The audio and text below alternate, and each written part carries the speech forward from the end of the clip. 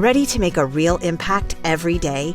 Join the Active Day Home Care team and help clients maintain their independence in the comfort of their own homes. Make a difference in someone's life as you provide essential daily assistance and protect their health and happiness. Earn up to $20 an hour and enjoy additional perks like optional daily pay, 401k, paid time off, ongoing educational training, and more. Join a team that values care, compassion, and your professional growth. Visit activeday.com to apply. To listen ad-free, visit cinspod.co/subscribe. Starting at $2.99 a month, you'll also get access to our exclusive bonus content episodes when you join through Patreon or Apple subscriptions. Thanks for supporting the show. In the summer of 2022, Lake Mead dropped to its lowest levels in almost a century. The shoreline crept back.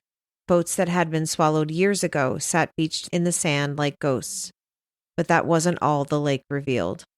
Lake Mead has long been a gateway for families, boaters, and hikers, but it's also one of the deadliest national parks in the country. People vanish, accidents happen, but every so often, the lake gives up a secret.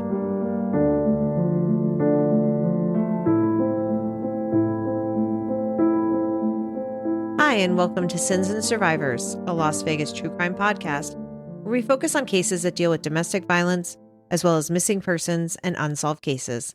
I'm your host, Sean. And I'm your co-host, John. Today's episode is part one of a three-part series about Lake Mead and the stories it has kept hidden beneath the surface for far too long. Summer has arrived here in Las Vegas, and people are heading out on various road trips and vacations, and Lake Mead is a top destination year-round in our area and for the Southwest in general. Lake Mead straddles the border between southeastern Nevada and northwestern Arizona. It's just a short drive from Las Vegas. It's about 45 minutes from the Bellagio Fountains to Lake Mead recreational area. It was formed by the construction of the Hoover Dam on the Colorado River in the 1930s.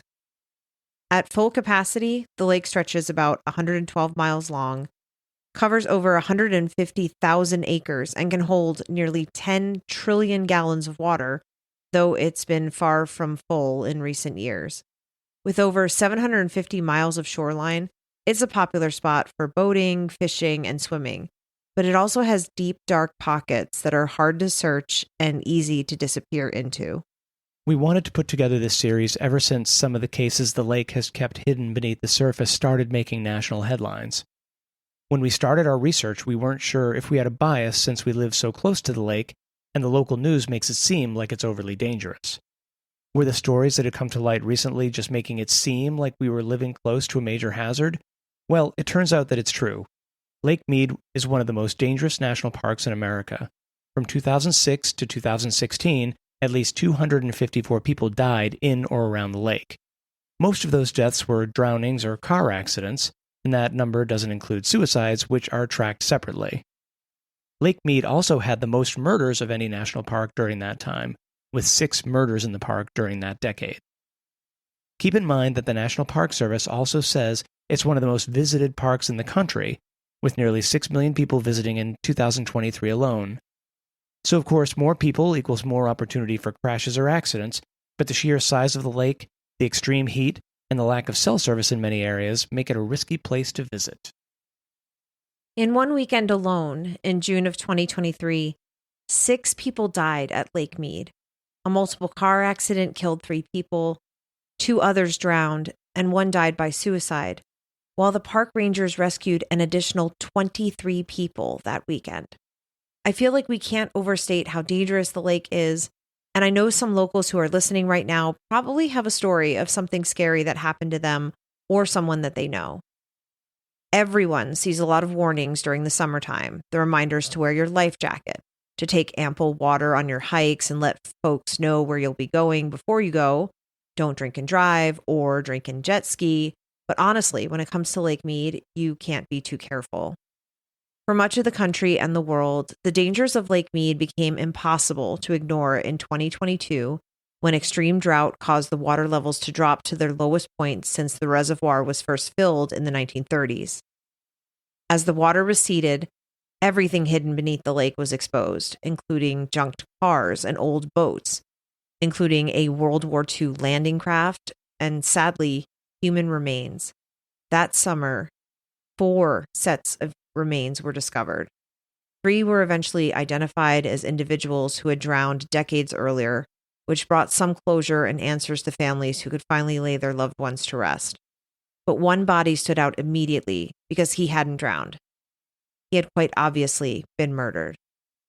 On May 1st, 2022, visitors near Hemingway Harbor saw a metal barrel exposed by the receding waterline. The barrel had rusted through, exposing its contents. Inside were the skeletal remains of a man. He had been shot and sealed in the barrel at least 30 years earlier. He was wearing jeans, Trax brand tennis shoes, and a silver Timex watch. Forensic investigators estimated his height between 5'6" and 6'1", which is a very wide range. His shirt was size 2XL, and his pants were a size 46 waist and 30-inch length, so he was likely on the shorter and larger side. His jeans were light blue Vidal Sassoons, and his sneakers were size 11. All his clothing was likely bought from a Kmart in the 1970s. The forensic investigators determined that he was likely killed in the late 70s or early 80s, and the FBI eventually created and released a 3D facial reconstruction of the man in hopes that someone might recognize him. Sadly, so far, no one has.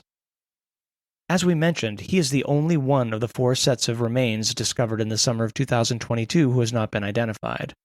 Law enforcement hasn't ruled out a mob connection, but there's no confirmed link to organized crime. You can view the FBI's 3D image of this man on our social media, as well as the photos of his clothes and watch. As always, we'll post photos of the known victims we're covering, along with links to open cases. Please take a moment to look and share this information, because someone out there might recognize him, and who knows, if whoever murdered him is still out there, maybe we can eventually bring them to justice as well. It's hard to imagine that someone who likely died before I was even born had been hidden under the lake for all of that time. Someone cared about him once, and it's possible someone still does, so please take a look at those photos and share them. When I was researching this episode, I discovered that the Hemingway Harbor Doe has some elements that are similar to another unsolved Lake Mead murder, this one from the 1990s, and there is a woman in Tennessee who has been waiting her whole life for answers and justice. Back in August of 1994, 2 fishermen were out near the Las Vegas boat harbor in the early morning when they found the body of a man floating in the water. The man had been shot several times and was tied to a 20-gallon galvanized trash barrel with a long cord, possibly in a failed attempt to keep him submerged. Police later identified the victim as 34-year-old Christopher Scott Huffman. Chris had grown up in Henderson, and he worked in casinos in Las Vegas. He had a family, a wife named Lynn and a young daughter, and at the time of his murder, Lynn was just about a week away from giving birth to their second child. Chris's father, Bob Huffman, was well known in nearby Pahrump, Nevada, where he owned the Saddle West Resort and served on the town board. Chris's life hadn't been perfect. He'd had some brushes with the law, and once Chris was identified, that's all the Review Journal focused on, his criminal record, and not his life, not the people who loved him, possibly as an attempt to explain away what had happened to him. The reporting in the RJ barely mentions his wife and didn't mention his children or his parents at all. Chris's daughter, Christine, his namesake, was born just 11 days after he was killed. She never got to meet her father, but when the drought started to uncover remains in Lake Mead, she spoke out to the press in Clarksville, Tennessee, where she lives. Christine was hoping that when the John Doe and other remains were found in 2022, new information might also surface related to her father's murder and finally get her family some answers. She was also very frustrated with how Chris's death was treated in the press and how more hasn't been done for all the victims at Lake Mead. She said, "It's not right how they just didn't care about every person they find at the bottom of that lake." She said nobody cared, nobody was looking for them, and nobody wanted answers for their families. She said she'd come to terms with the fact that it's not likely her dad's killer is out there anymore, but she still shares her father's story, hoping that someone will come forward, and she believes strongly that all the victims in Lake Mead need to be treated with respect and have their cases treated properly by law enforcement. All those families deserve answers. Chris's case remains unsolved and is listed as an open homicide on Metro's website. Over 30 years later, his daughters are still hoping someone will speak up. We'll be sharing photos of Chris on our social media as well, in the hope that someone will eventually come forward with information. Christine's family has had to live with the silence for decades.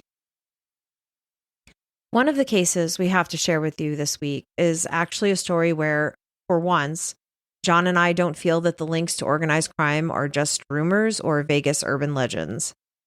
On Wednesday, April 2nd, 1980, an Nellis Air Force Base serviceman and his friend were hiking near North Shore Road, which is appropriately named as it runs along the north shore of Lake Mead. This, like most of the area around Lake Mead, is a very remote area. They noticed a car several hundred feet off the road, stuck in a 25-foot ravine. They checked the car to see if anyone was hurt or needed assistance, but found the car was empty. They located the registration information and found that the car was registered to a man named Nicholas Costanza. They tried to call him to let him know where his car was, but they were unable to reach him. Instead, they spoke to his father, Nicholas Costanza Sr., who said that he didn't know where his son was or why his car was in that ravine. 2 days later, on Friday, April 4th, those same friends were hiking along that same trail, and the car was still there, but it had been bashed up and looted. So the friends were curious about the car, and they decided to search it as well. As they peered inside the ransacked Oldsmobile Cutlass, they made a haunting discovery. In the trunk was the body of 27-year-old Nicholas Anthony Costanza Jr., whose friends and family called Nicky. Nicky Costanza had been shot in the back. His car, reportedly a 1977 or 1978 Oldsmobile Cutlass, had clearly been in some kind of an accident. He'd been missing since March 30th, and it was determined that he had been dead for at least 2 or 3 days. He was born on June 20th, 1952 in Newark, New Jersey, and he moved to Las Vegas with his family and lived here for 25 years. He worked as a dealer at the Tropicana, and on the surface, he seemed just like another young man trying to make a living, but more on that in a bit. The Homicide Division of the Las Vegas Metro Police Department opened an investigation, but no arrests were ever made, and more than 45 years later, the case is still cold. When you begin to look into Nicky's family and the world around him, though, the waters muddy very quickly. Nicholas Costanza Sr. owned a restaurant called Nicholas's Little Italy, and it was later said that he moved his family from Newark in the hopes of starting his own organized crime family. He was reportedly a longtime associate of reputed mobster Anthony Spilotoro with ties to organized crime, and according to federal prosecutors, was intimately associated with illegal activity including drug distribution, counterfeiting, and bookmaking. How close were the Costanzas linked to organized crime? Well, Nicholas's daughter, Nicky's sister Elaine, married mob informant Frank Culotta. Frank Culotta was a former mobster and hitman who operated in Las Vegas as part of the Chicago outfit's famous Hole in the Wall gang, which was a burglary crew known for high-profile break-ins during the late 1970s and early 1980s. Both Culotta and Spilotoro were later portrayed in Martin Scorsese's 1995 film Casino. Joe Pesci's character, Nicky Santoro, was based on Spilotoro, and Frank Vincent's character, Frank Marino, was based on Culotta. Culotta served as a technical advisor for the film and even appeared in a small role, helping ensure its gritty portrayal of organized crime was as accurate as possible. Nicky's brother Jerry was also arrested multiple times, further supporting theories that the Costanzas were entangled in the criminal underbelly of 1980s Las Vegas. According to Nicholas Sr.'s ex-wife, however, Nicholas Sr. was not capable of organizing a bowling team.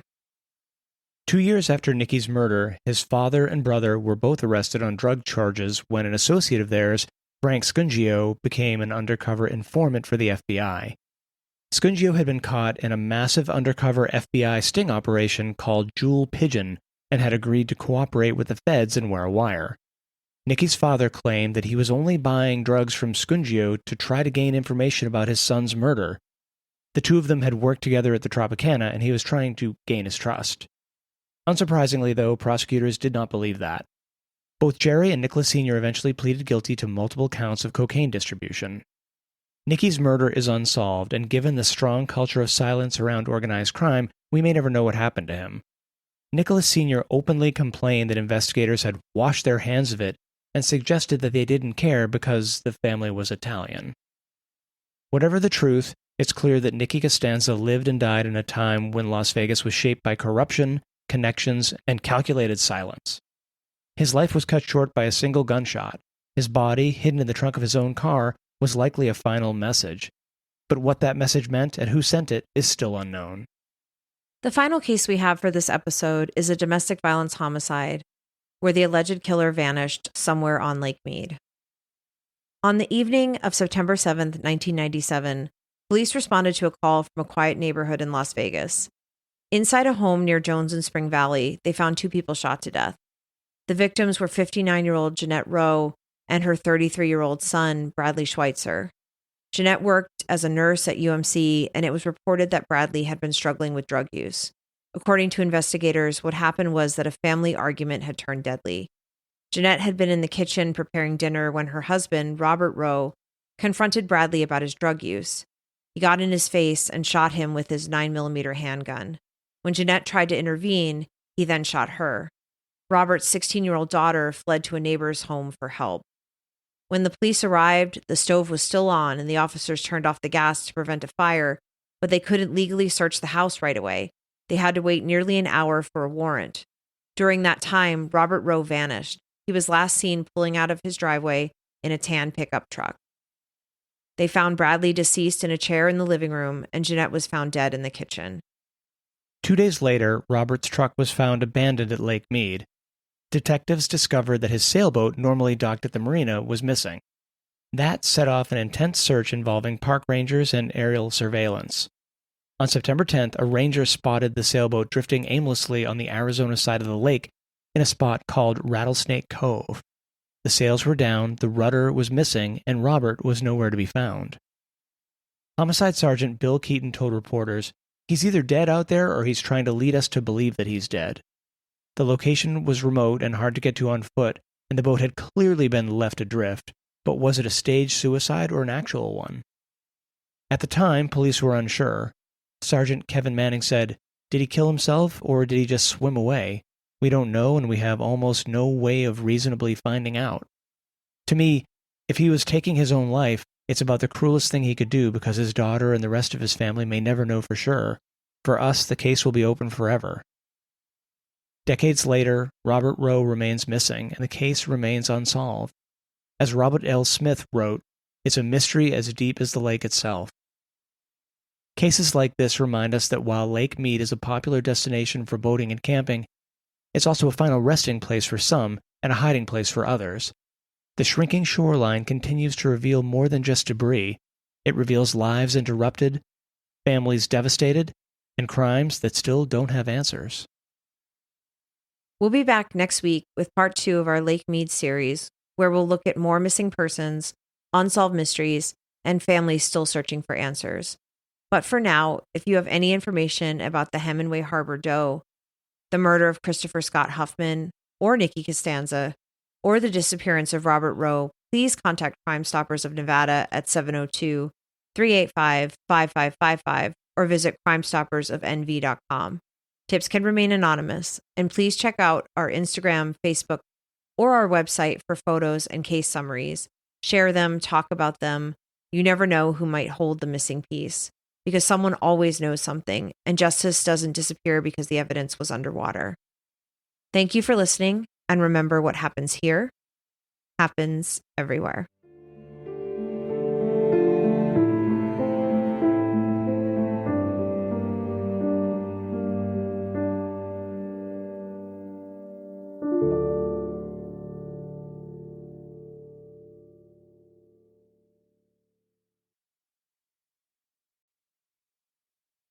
Thanks for listening. Visit sinspod.co/subscribe for exclusive bonus content and to listen ad-free. Remember to like and follow us on Instagram, Facebook, TikTok, and Threads at Sins and Survivors. If you're enjoying the podcast, please leave us a review on your podcast platform of choice. You can contact us at questions@sinsandsurvivors.com. If you or someone you know is affected by domestic violence or needs support, please reach out to local resources or the National Domestic Violence Hotline. A list of resources is available on our website, sinsandsurvivors.com. Sins and Survivors, a Las Vegas true crime podcast, is researched, written, and produced by your hosts, Sean and John. The information shared in this podcast is accurate at the time of recording. If you have questions, concerns, or corrections, please email us. Links to source material for this episode can be found on our website, sinsandsurvivors.com. The views and opinions expressed in this podcast are solely those of the podcast creators, hosts, and their guests. All individuals are innocent until proven guilty. This content does not constitute legal advice. Listeners are encouraged to consult with legal professionals for guidance.